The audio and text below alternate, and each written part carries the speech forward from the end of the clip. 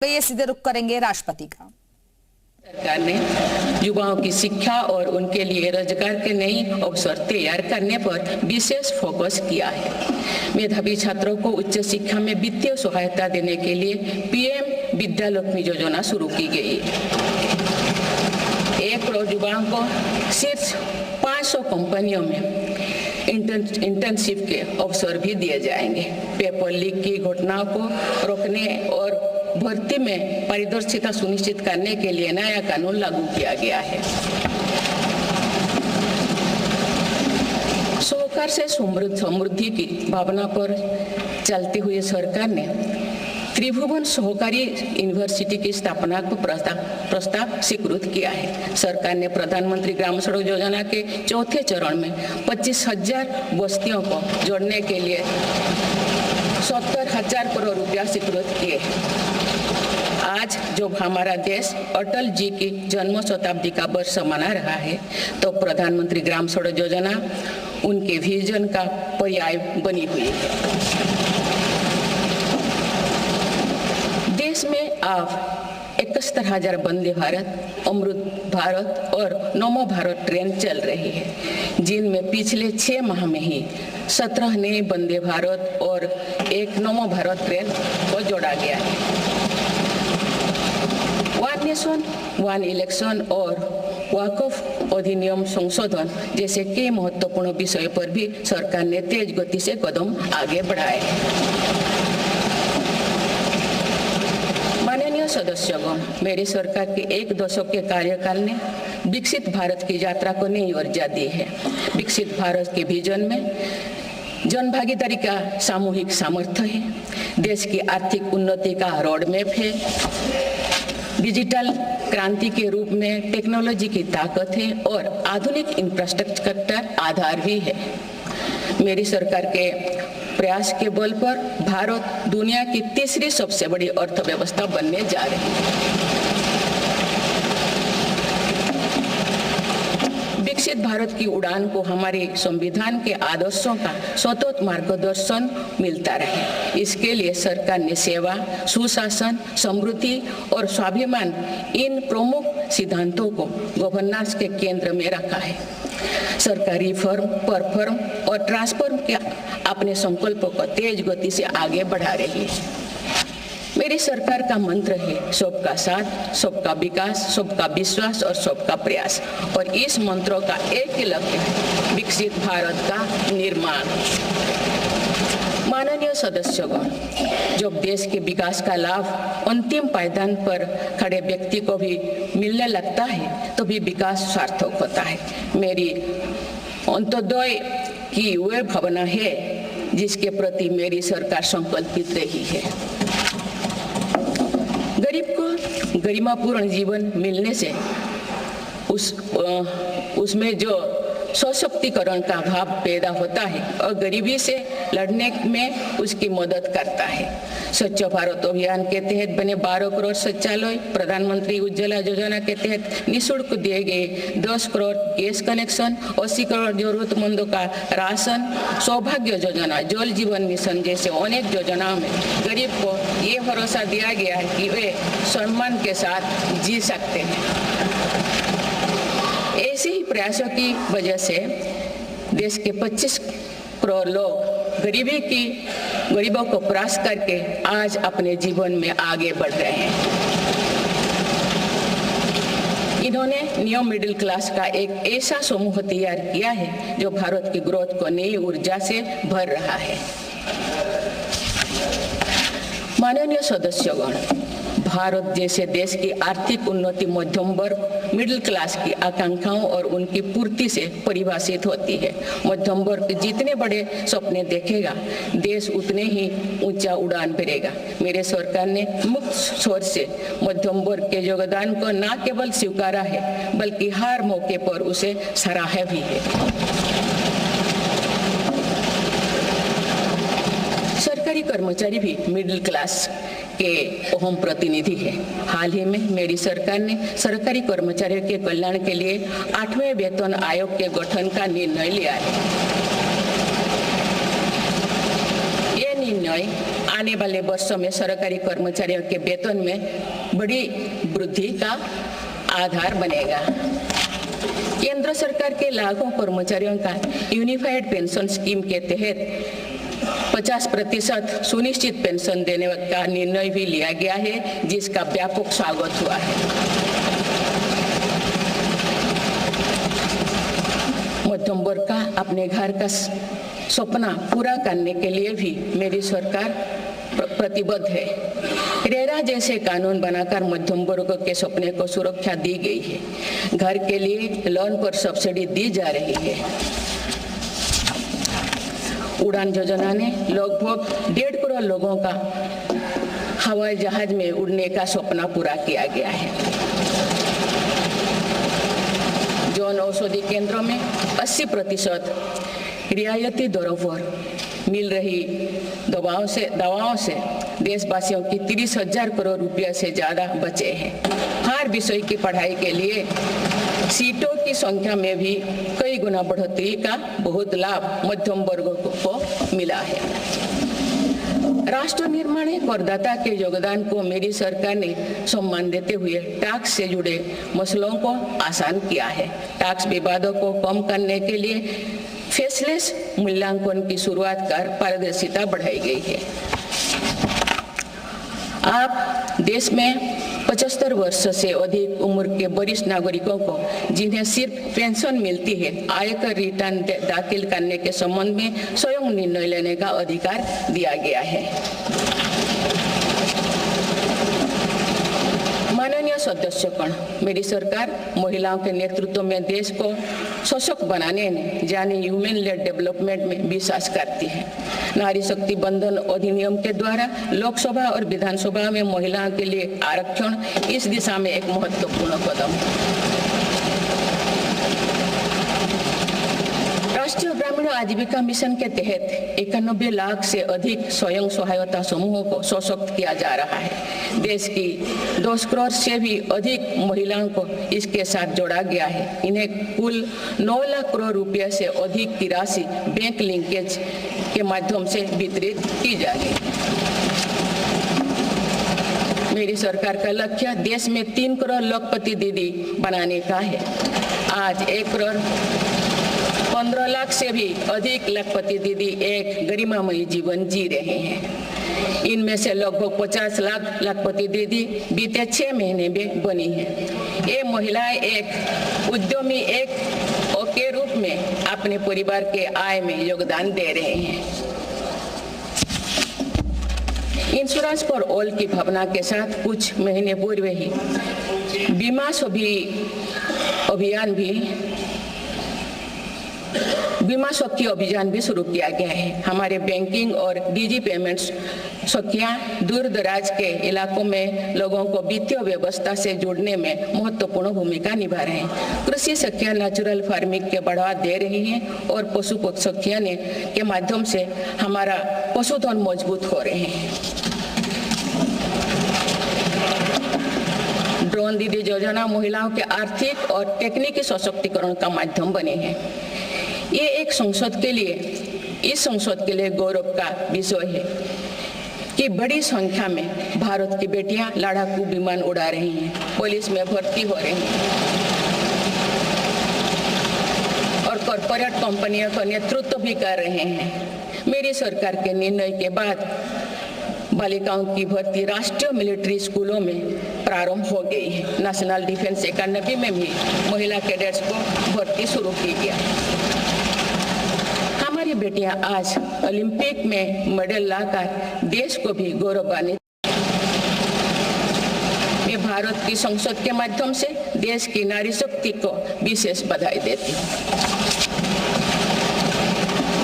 माननीय सदस्यगण, पिछले 1 दशक में देश के हर बड़े प्रयास का दायित्व आगे बढ़कर भारत के युवाओं को उठाना पड़ा है। आज हमारा युवा स्टार्टअप स्पोर्ट्स से लेकर स्पेस तक हर फील्ड में देश का नाम रोशन कर रहे हैं। माय भारत पोर्टल के जरिए लाखों युवा राष्ट्र निर्माण के कार्य से जुड़ रहे हैं। पिछले एक दशक में मेक इन इंडिया, आत्मनिर्भर Bharat, startup India, stand up India और डिजिटल इंडिया जैसी पहल ने युवाओं को रोजगार के अनेक अवसर प्रदान किए हैं। पिछले 2 वर्षों में सरकार ने रिकॉर्ड संख्या में 2 लाख स्थायी सरकारी नौकरियां प्रदान की गई। मेरी सरकार ने युवाओं के बेहतर कौशल और नए अवसरों के सृजन के लिए 2 लाख करोड़ रुपया का पैकेज स्वीकृत किया है। 1 करोड़ युवाओं के लिए इंटर्नशिप की व्यवस्था से युवाओं को ग्राउंड पर काम करने का अनुभव प्राप्त होगा। आज देश में 1.5 लाख से अधिक स्टार्टअप है जो इनोवेशन के स्तंभ के रूप में उभर रहे हैं। 1000 करोड़ रुपया की लागत से स्पेस सेक्टर में वेंचर कैपिटल फंड की शुरुआत की गई है। US world future skill index 2025 में भारत विश्व में दूसरे नंबर पर पहुंच गया है। यानी फ्यूचर ऑफ वर्क श्रेणी में एआई और डिजिटल टेक्नोलॉजी अपनाने में भारत दुनिया को रास्ता दिखा रहा है। ग्लोबल इनोवेशन इंडेक्स में भी भारत की रैंकिंग 76 से सुधार कर 39 हो गए हैं। माननीय सदस्यगण, मेरी सरकार राष्ट्रीय शिक्षा नीति के माध्यम से विद्यार्थियों के लिए आधुनिक शिक्षा व्यवस्था तैयार कर रही है। कोई भी शिक्षा से वंचित ना रहे, इसीलिए मातृभाषा में शिक्षा के अवसर दिए जा रहे हैं।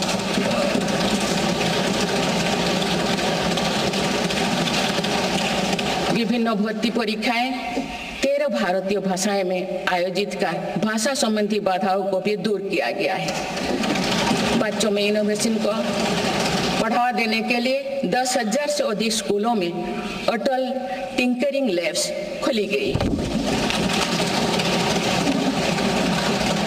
ईज ऑफ डूइंग रिसर्च के लिए हाल ही में 1 नेशन 1 सब्सक्रिप्शन स्कीम लागू कर गया है। इससे अंतर्राष्ट्रीय शोध की सामग्री निःशुल्क उपलब्ध हो सकेगी। पिछले 1 दशक में उच्च शिक्षण संस्थाओं की संख्या बढ़ी है। इनकी गुणवत्ता में भी व्यापक सुधार हुआ है। यूएस विश्व यूनिवर्सिटी एशिया रैंकिंग में हमारे 163 विश्वविद्यालय शामिल हुई है। नालंदा विश्वविद्यालय के नए कैंपस का शुभारंभ कर शिक्षा में भारत का पुराना गौरव वापस लाया गया है। वो दिन भी दूर नहीं जो भारत में निर्मित गगनयान में एक भारतीय नागरिक अंतरिक्ष में जाएगा। कुछ दिन पहले स्पेस डॉकिंग में सफलता ने भारत के अपने स्पेस स्टेशन का मार्ग और आसान कर दिया गया। कुछ दिन पहले इसरो ने अपना 100वां लॉन्च करते हुए सैटेलाइट के सफलतापूर्वक स्थापित किए। मैं इस उपलब्धि के लिए भी इसरो को और सभी देशवासियों को बधाई देती हूँ। माननीय सदस्यगण, मेरी सरकार ने देश में विश्व स्तरीय स्पोर्ट्स वातावरण बनाने की दिशा में खोले खेलो India scheme, target Olympic podium scheme यानी स्टॉप्स राष्ट्रीय स्पोर्ट्स यूनिवर्सिटी स्थापित करके देश को आगे कदम बढ़ाए। दिव्यांग के लिए ग्वालियर में विशेष खेल केंद्र खोला गया है। भारत की टीमों में चाहे ओलंपिक हो या फिर पैरालंपिक, हर जगह बेहतरीन प्रदर्शन किया गया है। हाल ही में विश्व शतरंज चैंपियनशिप में भी भारत ने अपना परचम लहराया। फिट इंडिया मूवमेंट चलाकर हम सशक्त युवा शक्ति का निर्माण कर रहे हैं।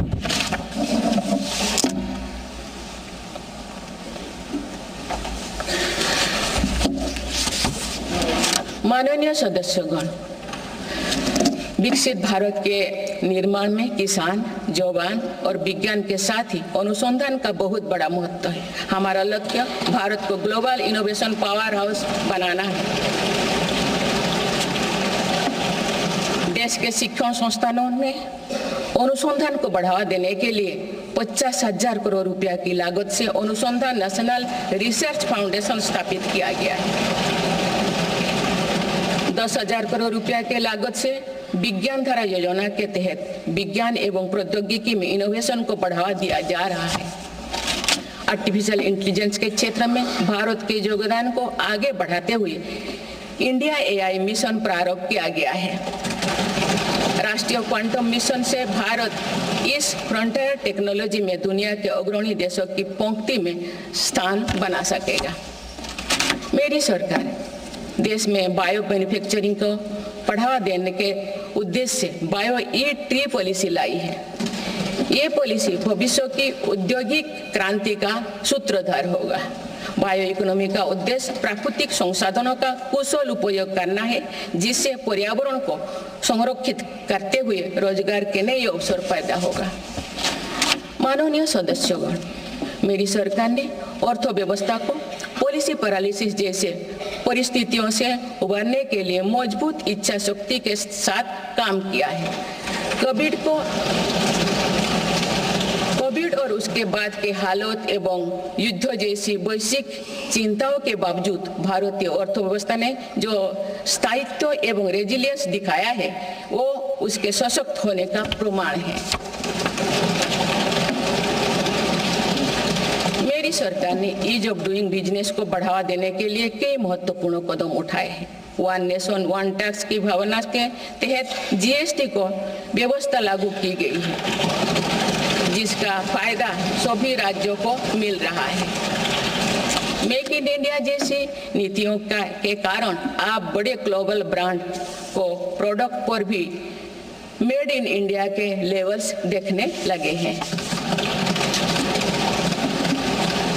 माननीय सदस्यगण, भारत के छोटे व्यापारी गांव से लेकर शहरों तक हर जगह आर्थिक प्रगति को गति देते हैं। मेरी सरकार छोटे उद्यमियों को अर्थव्यवस्था की रीढ़ मानते हुए उन्हें स्वरोजगार के नए अवसर दे रही है। MSME के लिए क्रेडिट गारंटी स्कीम और ई-कॉमर्स एक्सपोर्ट हब्स सभी प्रकार के उद्योगों को बढ़ावा दे रही है। तीसरी कार्यकाल में मेरी सरकार द्वारा मुद्रा ऋण की सीमा को 10 लाख रुपये से बढ़ाकर 20 लाख रुपया करने का लाभ करोड़ों छोटे उद्यमियों को हुआ है। मेरी सरकार ने क्रेडिट एक्सेस को आसान बनाया है। इससे वित्तीय सेवाओं की लोकतांत्रिक बनाया जा सका है। आज लोन, क्रेडिट कार्ड, बीमा जैसे प्रोडक्ट सबके लिए आसानी से सुलभ हो रही है। दशकों तो हमारे देश के रेहड़ी फैक्ट्री पर दुकान लगाकर आजीविका चलाने वाले भाई बहन बैंकिंग व्यवस्था से बाहर रहे। आज उन्हें PM स्वनिधि योजना का लाभ मिल रहा है। डिजिटल ट्रांजैक्शन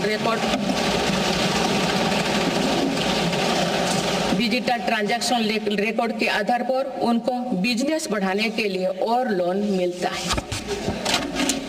ONDC की व्यवस्था ने डिजिटल कॉमर्स यानी ऑनलाइन शॉपिंग की व्यवस्था को समावेशी बनाया है। आज देश में छोटे बिजनेस को भी आगे बढ़ाने का समान अवसर मिल रहा है।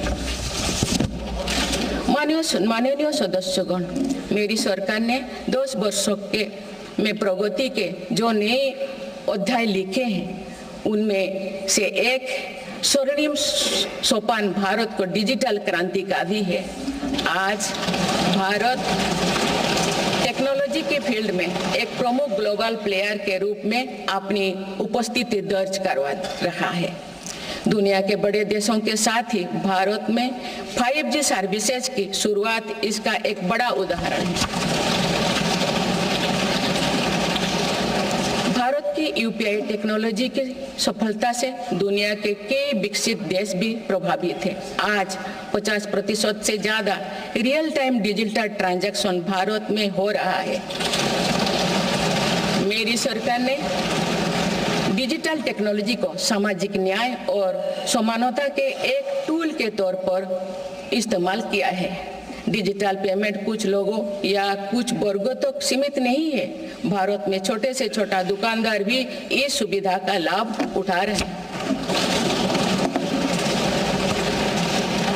गांव में में भी बैंकिंग सेवाएं और यूपीआई जैसे वर्ल्ड क्लास टेक्नोलॉजी उपलब्ध है।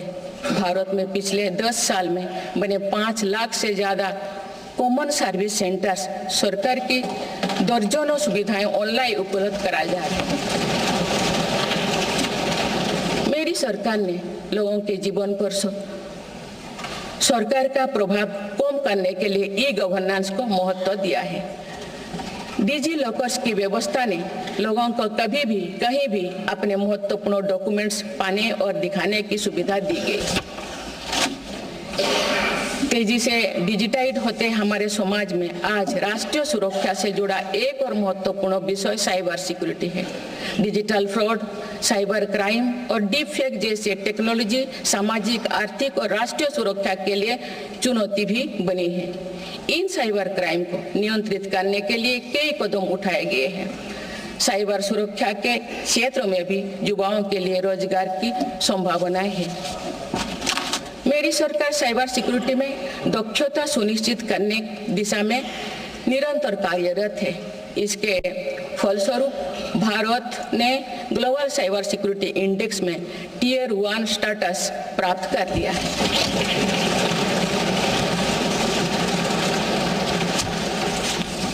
माननीय सदस्यगण, किसी भी देश का आधुनिक इंफ्रास्ट्रक्चर ने केवल उसके नागरिकों को एक बेहतर जीवन एवं देश को नई पहचान देता है, बल्कि देश को एक नया आत्मविश्वास भी देता है। बीते दशक में भारत ने वर्ल्ड क्लास इंफ्रास्ट्रक्चर निर्माण के कई माइलस्टोन तय किए हैं। इस आधुनिक इंफ्रास्ट्रक्चर से दुनिया में भारत की छवि मजबूत हुई है। इन्वेस्टर्स का भारत के प्रति भरोसा बढ़ा है, उपयोग को बल मिला है और नए रोजगार का निर्माण हो रहा है। मेरी सरकार देश के हर हिस्से को हाईवे, एक्सप्रेसवे से कनेक्ट करने के लिए मिशन मोड में काम कर रही है। पीएम गति शक्ति नेशनल मास्टर प्लान के द्वारा परियोजना पर पूरा करने की गति तेज हुई है।